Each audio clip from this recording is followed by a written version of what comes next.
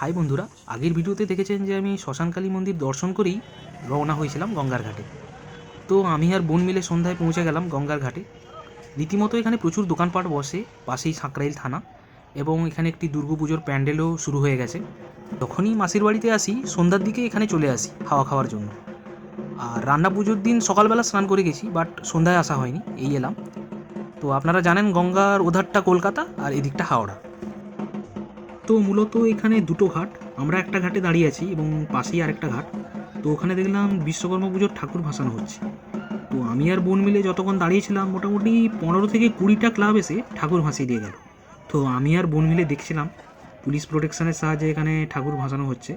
তো আমরা যেখানে দাঁড়িয়েছিলাম ওখানে একটি ঠাকুর ভাসানো হলো, বাকিগুলো দেখলাম ওই অন্য ঘাটে দিয়ে দেওয়া হলো। তারপরে একটু ওই মোবাইল টোবাইল খুঁজে ফটো ফটো তুলে বাড়ি চলে এলাম।